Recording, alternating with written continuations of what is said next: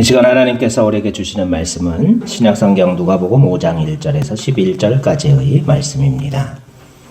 통독해 드리겠습니다.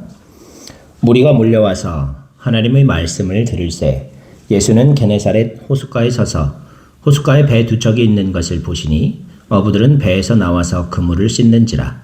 예수께서 한 배에 오르시니 그 배는 시몬의 배라.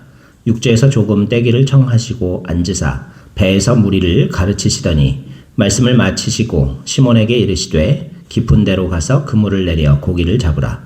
시몬이 대답하여 이르되 선생님, 우리들이 밤이 새도록 수고하였으되 잡은 것이 없지만은 말씀에 의지하여 내가 그물을 내리리이다 하고 그렇게 하니 고기를 잡은 것이 심히 많아 그물이 찢어지는지라. 이에 다른 배에 있는 동무들에게 손짓하여 와서 도와달라 하니 그들이 와서 두 배의 채움에 잠기게 되었더라.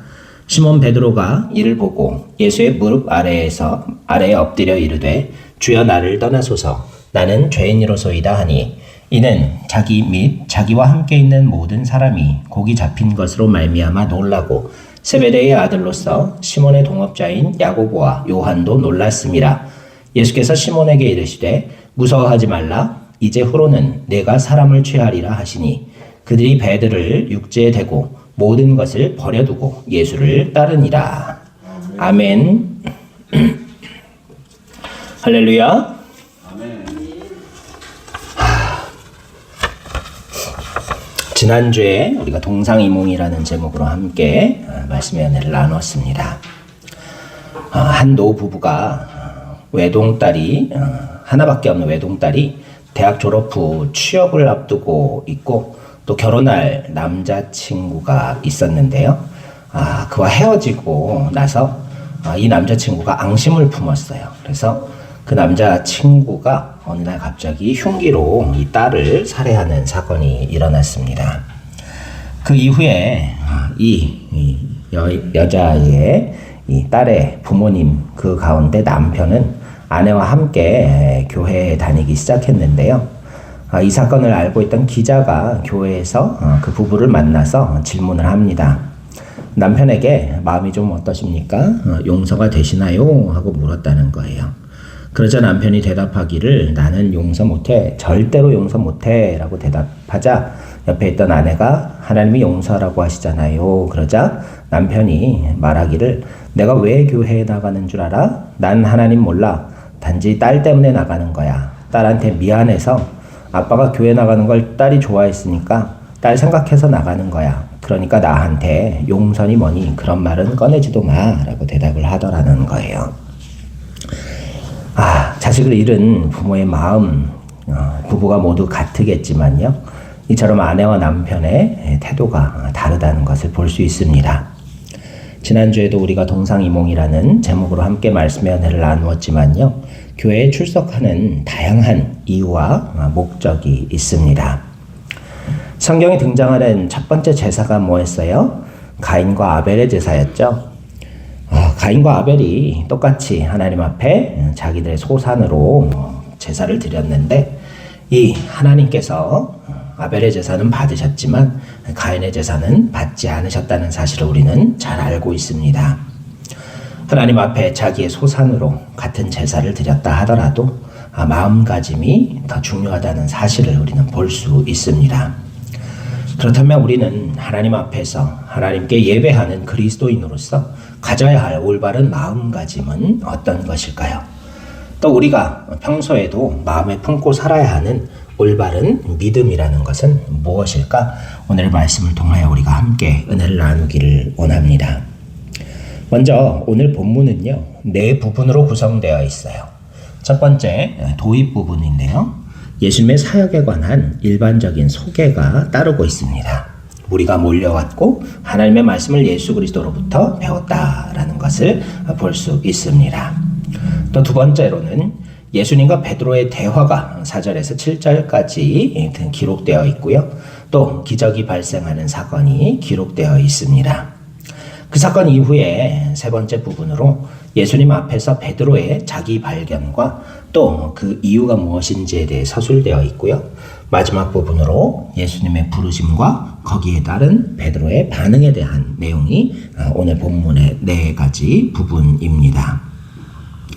오늘 본문이 담고 있는 이 신학은 여러 가지가 있지만 그 중에 3가지를 보면은 첫 번째로 그리스도로서의 예수님에 대해 설명하고 있어요. 이 그리스도라는 단어가 우리가 예수 그리스도 편하게 이야기하니까 그저 아무런 의미가 없다라고 생각할 때가 있지만 그리스도라는 단어는 당대에 있어서도 아주 중요한 표현이었고요. 또 예수 그리스도라고 부를 때 이 그리스도라는 말은 여러 가지 의미를 함축하고 있다고 말씀드렸죠. 이 당시에 이 그리스어로는 그리스도였지만요. 히브리어, 유대인들의 전통 언어였던 히브리어로는 뭐라 그랬죠? 메시아라는 뜻을 가지고 있죠. 자, 메시아 그리고 같은 말로 그리스도 무슨 뜻이라고요? 네? 메시아.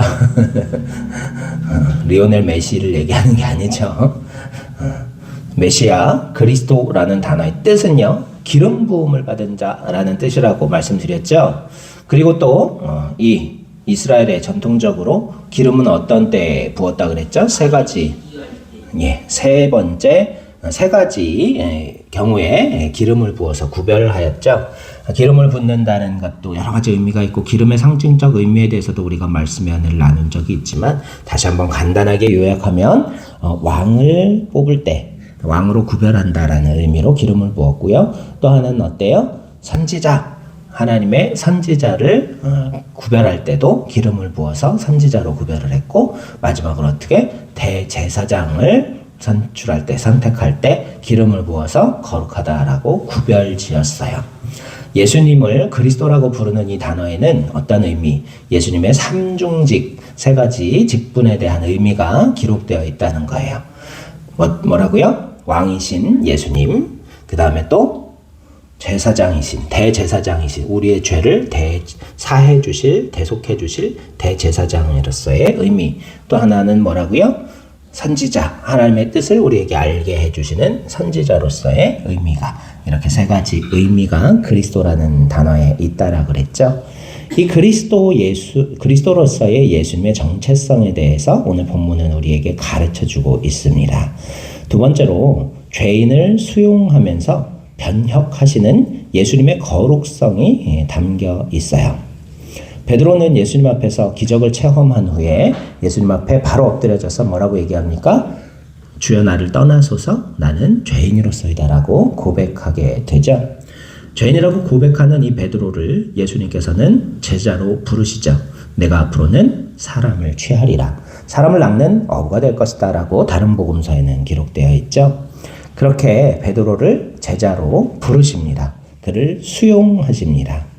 이렇게 죄인을 변화시켜서 제자 삼으시는 예수님의 거룩을 우리가 볼 수 있게 됩니다.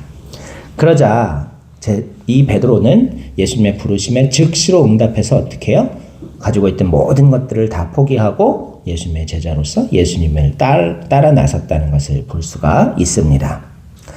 이 내용을 오늘 본문을 통해서 우리는 그리스도인으로서 우리가 가져야 할 올바른 믿음과 마음가짐이 무엇인지 깨달을 수 있습니다.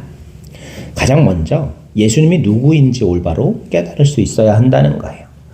우리가 예수님이 가르쳐 주신 기도인 주기도문을 외울 때에도 가장 첫 번째로 어떻게 해요? 우리 준엽이가 오늘 기도할 때 주기도문에 주님 가르쳐 주신 기도의 첫 부분을 잘 인용했죠. 어떻게 해요? 하늘에 계신 우리 아버지 그렇게 불렀죠. 또 이 예수님이 누구신지를 우리가 먼저 아는 것이 가장 우리 바른 믿음의 시작이라는 거예요.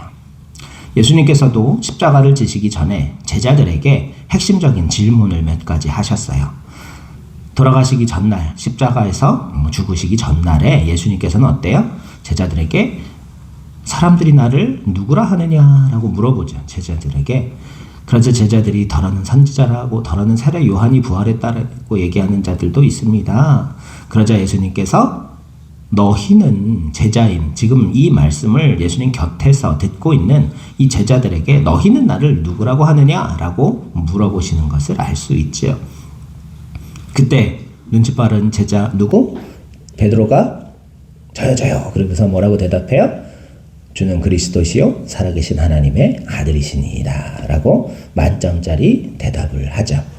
그러자 예수님께서 칭찬하시죠. 이것을 알게 하신 이는 바요나 시모나 내가 복되도다. 이것을 알게 하신 이는 성령입니다. 성령께서 너로 하여금 알게 하셨다라고 칭찬하시고 이후로 천국 열쇠를 주겠다라고 말씀하시죠.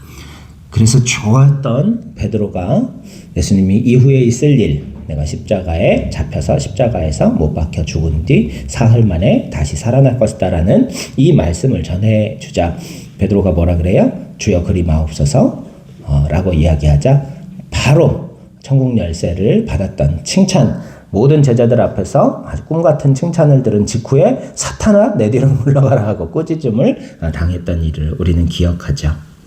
그래요. 우리는 예수님이 누군지를 먼저 알아야 하는데요. 이 알은 머리로 아는 알미 아니라는 거예요. 이 히브리어 야다라는 단어는요. 그냥 지식적으로 아는 것이 아니라 모든 것을 다 안다라는 의미를 가지고 있는 그러한 깊은 의미를 가지고 있죠. 주님께서 우리를 아시는 것이 모든 것을 머리카락 하나까지 다 세시듯이 아시고 계신 것처럼 우리도 주님을 알고자 하되 성령의 인도하심을 따라 베드로처럼 올바른 고백을 할 수 있을 때까지 야다의 알므로써 예수님을 알 수 있어야 한다는 거예요. 다 알지는 못한다 할지라도 알기를 원하고 또 더 많이 알기를 간절히 사모하는 알미 있어야 한다는 거예요. 요즘 세대에 믿음을 강조하죠. 말세라고 이야기하고 자녀들의 교육 문제에 대해서도 많은 이야기를 합니다. 그렇지만요, 성경에 대한 관심은 점점 더 줄어들고 있다는 거예요. 자녀들에게 성경을 공부시키기 위한 노력을 부모들이 점점 하지 않고 있다는 거예요. 세대의 문제, 교육의 문제에 대해서는 많은 이야기들을 하고 많은 대안들에 대해서 아주 지혜로운 이야기들과 의견을 내놓고 있지만요. 자녀들에게 성경을 가르치려고 노력하는 그런 부모들은 날이 갈수록 줄어들고 있다는 거예요. 하지만 우리가 하나님의 말씀인 성경을 알지 못하고서는요. 결코 죄인으로서의 삶, 점점 퇴보할 수밖에 없는 삶에서 벗어날 수가 없다는 거예요. 하나님의 말씀인 성경을 더 가까이 할 수 있는 은혜가 있기를 소망하고요. 우리 자녀들이 하나님의 말씀인 성경을 더 한 줄이라도 더 볼 수 있도록 가르칠 수 있는 부모들이 되시기를 간절히 소망합니다. 성경은요, 읽기가 쉬운 책은 결코 아니에요. 아무리 쉽게 번역되어 있는 현대인의 성경이라 할지라도 이렇게 두꺼운 책 여러분 보신 적 있어요? 우리 준엽이가 요즘 재밌게 읽고 있는 책들 보면요, 달러 구트의 꿈백화점 뭐 그런 책, 그리고 또 셜록 홈즈 이야기 그런 것들 쭉 보면요, 소설들이 아무리 길어도 장편이라고 하더라도요, 글씨가 크고 두께가 두꺼워봐야 성경 이거 이만큼 정도밖에 안 돼요. 근데 이 성경은요, 엄청 얇은 종이에 작은 글씨에 두꺼운 장수를 가지고 있죠. 그래서 이 성경을 통째로 읽는다는 것은 힘들어요. 그렇지만요, 통독 많이 했죠. 우리 세대 때에는요. 성경 아빠는 성경 통독 참여해 본 적만도 5번이 넘어요. 아이들 데리고 처음부터 끝까지 다 읽어요. 그리고 이거를 통독사라 그래가지고 엄청나게 빠른 속도로 읽어주는 그 성경 통독원이라는 곳에 그 간사들이 있어요. 무지하게 빨리 읽습니다. 근데 요즘은 어떻게 해요? 녹음된 파일로 하죠. 그래서 속도 조절해가지고 몇 시간 안에 읽을 수 있는지 다 조절이 가능해요. 그래가지고 눈으로만 쭉 따라가는 거예요. 빨리 우리가 몰려와서 하나님의 말씀을 들으세요. 이런 식으로 쭉 빨리 읽을 때 쭉 눈으로 따라가면은요, 정해진 시간 안에 이 성경을 읽을 수 있는 그런 시간이 생겨요. 근데 3박 4일 동안 정말 아침 8시부터 시작해가지고, 아침 8시가 아니에요. 6시인가 7시인가 그래요. 일찍 시작해요. 일찍 시작해갖고 밤 10시가 넘을 때까지 하루 종일 앉아갖고 밥 먹는 시간, 그리고 잠깐 화장실 가는 시간 제외하고서는요, 하루 종일 앉아서 성경 통독만 하는 그 캠프가 있어요. 그런데도 우리 때는 자주 가고 교회에서도 이렇게 성경 통독을 매해 하죠. 어머님 우리 뒤에 있는 성경책도 보면요. 어머니가 남성교회 우리 모교회에서 성경 통독하고 다 전체 참석하고 출석한 사람들에게 기념품으로 나눠주는 성경책을 매년 한 권씩 받아가지고 오셔가지고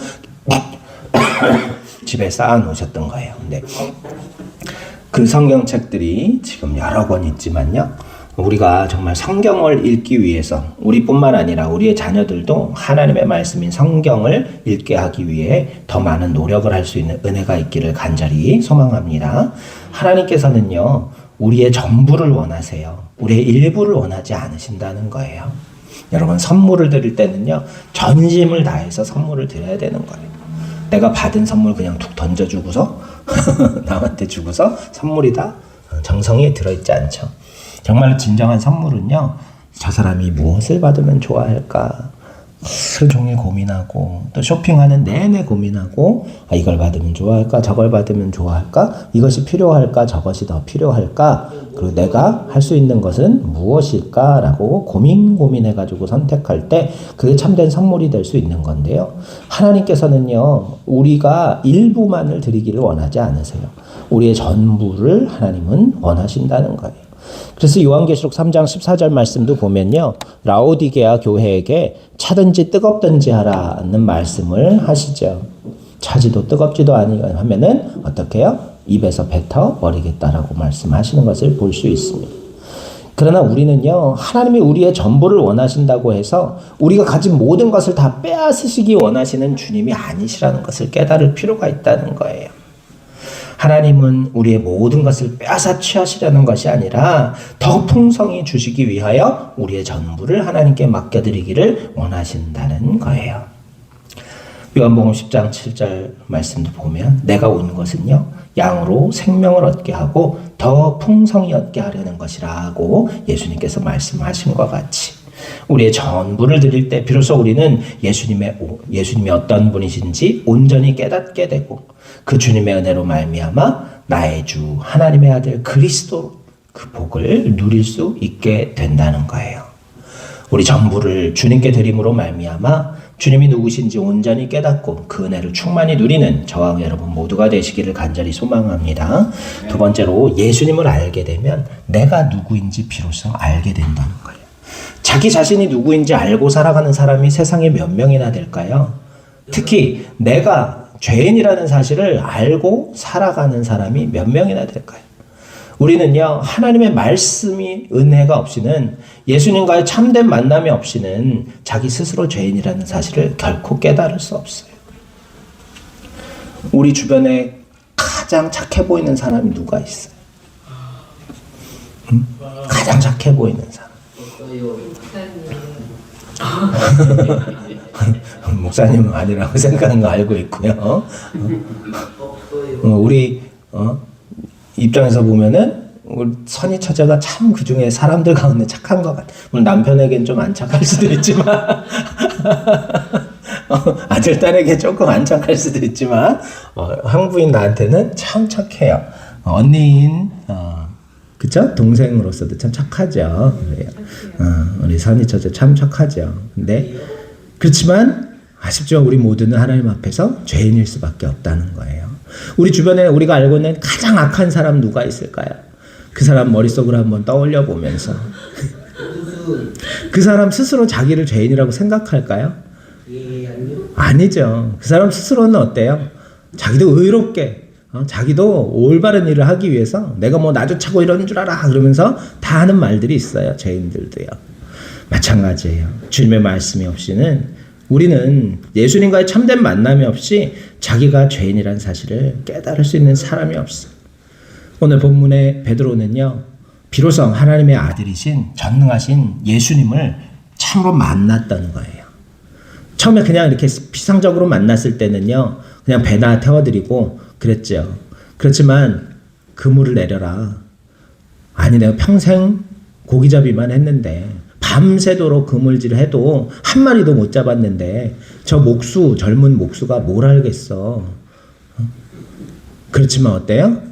사람들의 소문으로 듣고 예수님이 누구신지 소문을 들었기 때문에 말씀에 의지하여 행하겠나이다, 순종하겠나이다. 그리고 깊은 데로 가서 그물을 내렸더니 어떻게 해요? 이 낚시업 전문가가 놀랄 정도로 두 배가 잠길 정도로 그물이 찢어질 정도로 많은 고기가 낚였다는 거예요. 그 기적 앞에서, 감당할 수 없는 기적 앞에서 예수님이 누구신지 베드로는 깨닫게 된 거죠. 아, 예수님은 전능하신 하나님의 아들이시구나. 그 사실을 깨닫고서 그 사실을 깨닫자 어떻게 해요? 바로 무릎 꿇고 주여 나를 떠나소서 나는 죄인이로소이다. 이 고백은요, 본질적인 자기 인식이라는 거예요. 이전엔 어때요? 나는 낚시꾼 어부로서 자신감을 갖고 있었을 거예요. 베드로는 리더십도 있었고 주변에 따르는 사람들도 많이 있었어요. 자기 자존감이 높이 있었을 거예요.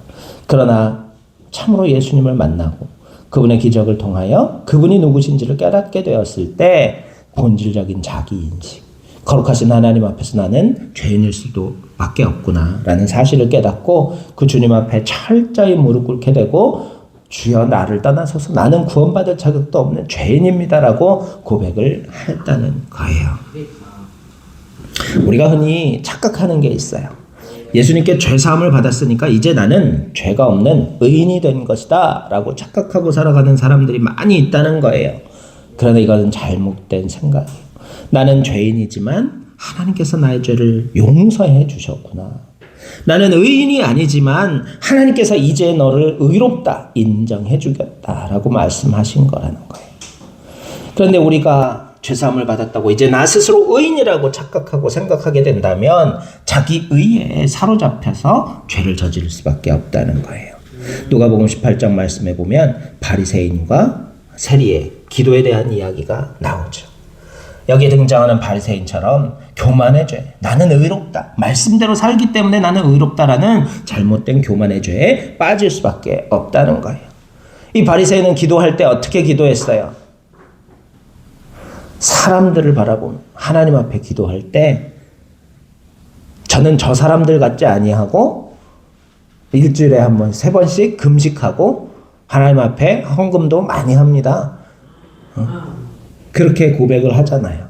하나님 앞에서 누구를 보고 있어요? 자기 자신의 의로움을 보고 있잖아요. 내세우고 있잖아요. 그래서 그는 하나님께 의롭다라고 다시 인정받지 못했어요. 반면에 세리는 어떻게 했어요? 얼굴을 들어 하나님을 바라보지도 못하고 고개를 숙이고서 하지만 그 마음만은 누구를 바라봤어요? 자기를 본 게 아니라 하나님을 바라본 거예요. 거룩하신 하나님을 바라보자 감히 얼굴도 들지 못하고 하나님 저의 죄를 불쌍히 여겨주시옵소서 통회하고 자복하면서 눈물을 흘릴 때 예수님께서 그 세리가 바리새인보다 하나님으로부터 더 의롭다 하심을 받았느니라 라고 말씀하신 거예요.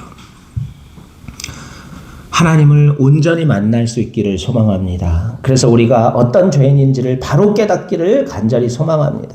그러나 이 말씀은 우리가 평생 죄책감에 사로잡혀 살아가라는 말씀이 아니라 그 놀라운 우리의 죄를 용서해 주신 하나님의 은혜와 사랑에 감사하는 삶을 살아가라는 말씀인 사실을 깨달으면서 우리가 죄인이었던 만큼 우리 죄를 사해 주신 주님의 은혜에 참으로 감사하는 삶을 살아가기를 간절히 소망합니다. 이렇게 될 때 비로소 주님을 알고 나를 알게 되기 때문에 참 예수님의 제자가 되는 삶을 살게 된다는 거예요.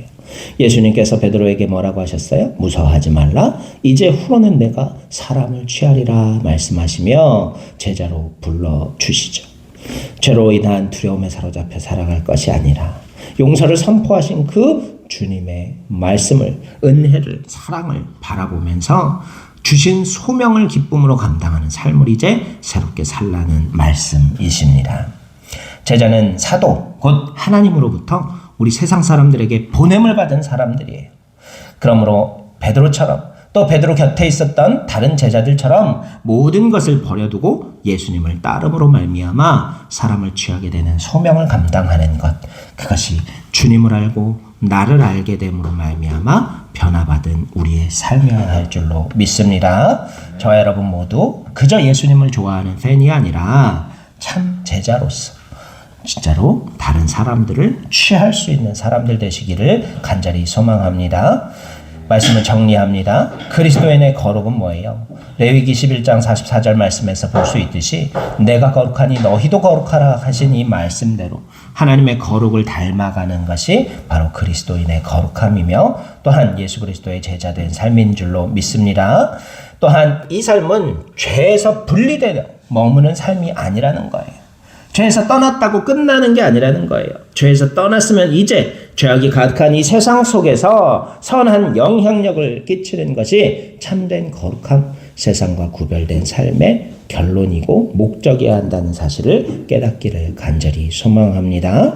예수님을 알고 나를 알고 제자가 될 때 비로소 세상에 강한 영향력, 선한 영향력을 끼쳐 예수님처럼 제자들처럼 세상을 변화시키는 하나님의 자녀들, 거룩한 하나님의 백성들이 될 줄로 믿습니다. 저와 여러분 모두 그런 삶을 살기를 간절히 소망하면서 오늘 말씀을 마치겠습니다. 기도드립시다. 은혜와 사랑이 충만하신 생명의 하나님, 주님께서 우리를 제자 삼아 주시고 죄인됨을 깨닫게 하시고 만나 주셨습니다. 주님, 이제 변화된 삶 살아갈 수 있도록 역사하여 주옵시사.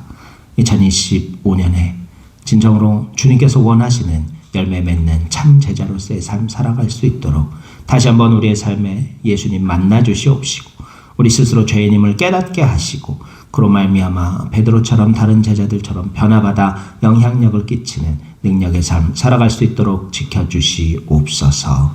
우리 사랑하는 모든 교우들이, 우리 사랑하는 모든 자녀들이 말씀 안에서 변화받는 놀라운 한 해 될 수 있도록 복의 복을 더하여 주시기를 간절히 소망하오며 우리 구주 예수 그리스도의 이름으로 감사하며 기도드리옵나이다. 아멘.